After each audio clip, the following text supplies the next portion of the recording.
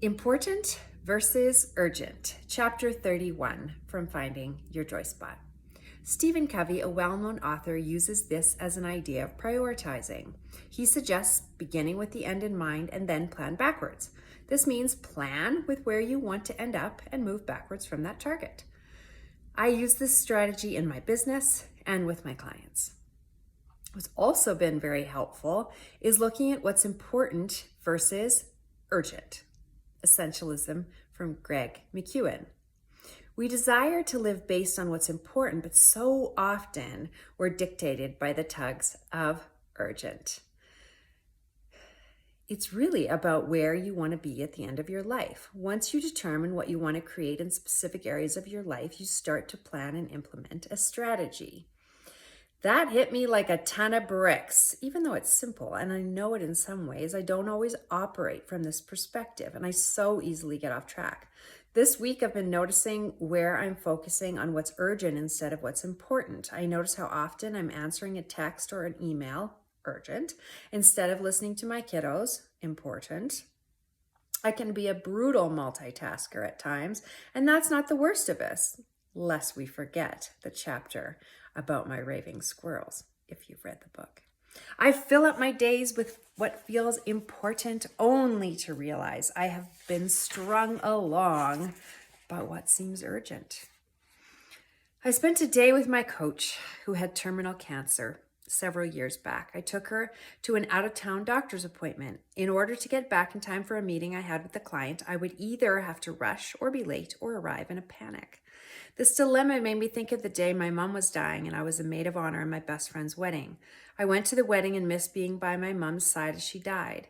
The wedding and the obligation felt so important, but in hindsight, I had wished I had been with my mom and honored what was really important to me. With that in mind, I contacted my client and asked to move our appointment to the next day so I could savor the time with my beloved coach rather than be in a rush. It was a small thing, but it brought me such deep joy to not have to be in a hurry, in which would most likely be the last time I got to spend with this beloved friend. It was an incredible honor to spend time with her. In her words, she felt like she was straddling both sides, life here and what lies beyond.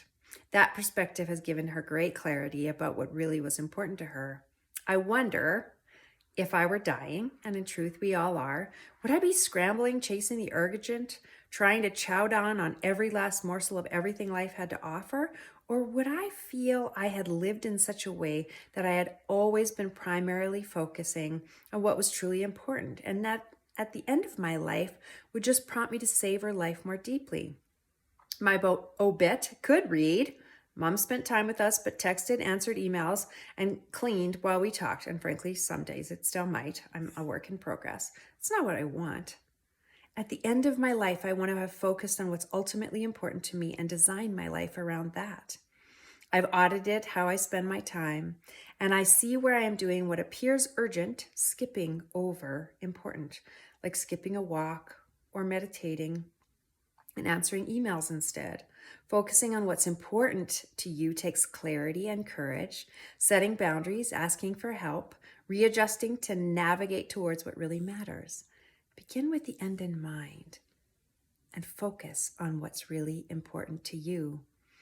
Think about, what do you want your life to look like?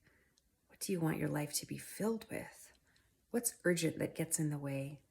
Set aside some time for those urgent things. There are ways to remove some of those to-do lists, and I can help. Reach out. Reset your priorities and set your goal on what's really important. Focus on what needs to happen in order to accomplish your primary focus.